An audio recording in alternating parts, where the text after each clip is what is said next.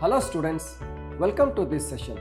In this session, we will discuss introduction to liver pathology, and this chapter or session is very important because once you are able to understand the details of or the intricacies of how the hepatocytes, the bile ducts, the canaliculi, and they are all related, and how pathology of each compartment happens, that will be easy to follow the subsequent sessions.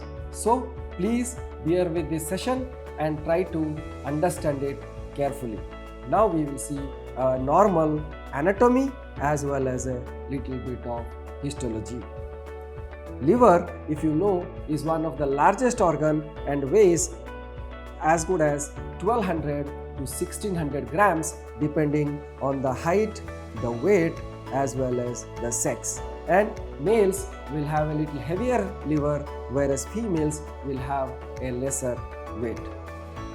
And liver is divided into broadly into two lobes, the right the larger lobe and the left the smaller lobe. If you see, this is the right lobe and this is the left lobe, and how smooth the surface, or you can say this is normal liver with a smooth surface. And if I show you a liver which is pathological, now this is a cirrhotic liver. We will come to the detail of all that, but just remember this is how normal looks like and this is how a nodular cirrhotic liver looks like. So this is normal and this is pathological. That is the difference. Next, liver receives dual blood supply. The main supply is from the portal vein, and that brings venous blood from the intestine as well as the spleen. Okay, so that is the portal vein. Then the other secondary supply is from hepatic artery, which comes from the celiac axis. Okay, so the portal vein supplies around 75% of the blood, whereas hepatic artery roughly supplies around 25% of the blood that goes into the liver. If you see this, now this is a diagrammatic representation. This is the hepatic artery and this is the portal vein, which is formed by the fusion of the two veins coming from spleen as well as intestine, and then it will converge into the liver, and the supply, or you can say the hepatic artery and the portal vein will be together, and both are distributed side by side throughout the liver in the portal vein. Okay, this is the diagrammatic representation of the blood supply, which says hepatic artery which supplies around 1/4 as well as portal vein which supplies around 3/4 of blood into the liver. And both these hepatic artery as well as portal vein, they always stay side by side throughout the liver in the portal tract. Okay, so they will be going parallel to each other and supplying the liver parenchyma. Now when we talk about the composition of liver or what liver is made up of, you can see there is a parenchyma as well as there is a supporting stroma. And when we talk about the parenchyma is made up of hepatocytes, the synthesizing cells, then the bile ducts, which are the communicating channels, and blood vessels anyway has to be there in order to supply nutrition. And then there is a protective cell, that is Kupffer cells, which are the macrophage, or they will have macrophagic activity. And then there is stellate cell. These are again fat storing cells, and they have important role in fibrosis of liver that we will see. So next comes the stroma.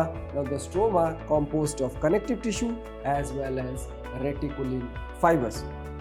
So that was the composition of liver tissue. You remember hepatocytes, bile duct, blood vessels as well as Kupffer cells. We need to know this because each component can be affected by different pathology. Now hepatocyte injury will have a different manifestation, whereas bile duct injury will have a different manifestation. If there is a vascular abnormality, then both biliary as well as hepatocytes can be damaged, and that can lead to a totally different manifestation. Okay, now we go to the function of liver. Now this is just a revision, and function, you all are well aware that it is the manufacturing unit as well as it helps in excretion of bile. it synthesizes all major proteins, and that is albumin, fibrinogen, prothrombins, clotting factors. So it synthesizes a whole lot of proteins, and it also is involved in metabolism of proteins or the diet that we take, and that includes proteins, carbohydrates as well as lipids. Next comes the storage function, and liver is responsible for storing vitamin A, D, B12 as well as iron. The last and the most important, that is detoxification of toxic substances. One is metabolism of normal food or normal substances, the other is detoxification of toxic substances, like if somebody takes say alcohol as well as drugs, which is very commonly consumed, commonly used by elderly people. So with age there are a lot of comorbidities, and with so many comorbidities people consume so many drugs, and all these drugs have to be metabolized in the liver. So that was about the function of liver, and now after the functions we need to understand the concepts of hepatic lobules, and this will help us to understand the functionality as well as the pathology of liver in a better way. Now first is classic lobule. It is the structural and functional unit of liver, and it is in a hexagonal shape with the central vein in the center point and all the others surrounded by portal tracts. Okay, so in the periphery you have a portal tract, and in the center you have central vein, and this hexagonal structure is called as hepatic lobule. Now you know hepatocytes are arranged in one cell thickness, and in between there is the sinusoid, or that is the blood vessel, and these in between the hepatocytes we will have the bile canaliculi. Okay, so the hepatocytes are arranged in one cell thick plates, and they radiate from the central vein to the portal tract. So they will be radiating like this from the central vein towards the portal tract.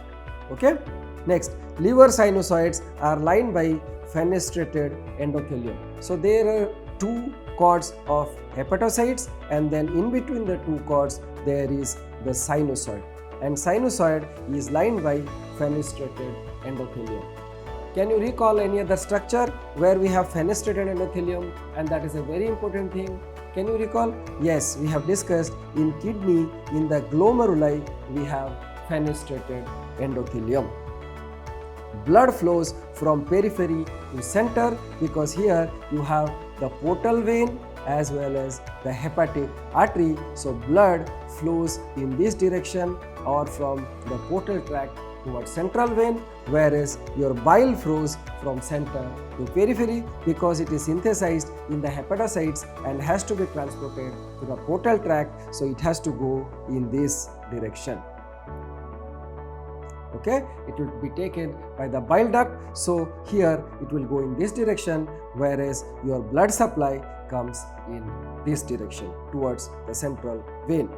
Then second concept is hepatic acinus, and it is called as acinus of Rappaport. Now here if you see, here the center point is the bile portal tract, and from portal tract to portal tract this part is called as zone 1. Okay, and then there is something called as zone 2, and the third is zone 3, that is close to the central vein.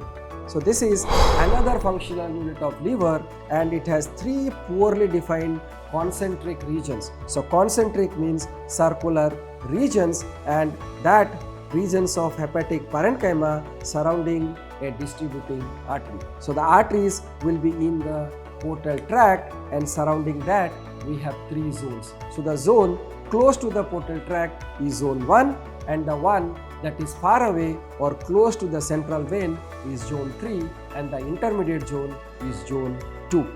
That is zone 1, zone 2 and zone 3. Now what is the importance of this zone? The zone 1 is well oxygenated. Okay, so it suffers from less ischemia, whereas zone 3 close to the central vein is the most susceptible to ischemic injury. Okay, so whenever there is vascular or ischemic injury, the zone 3 is easily affected, and that is around the central vein.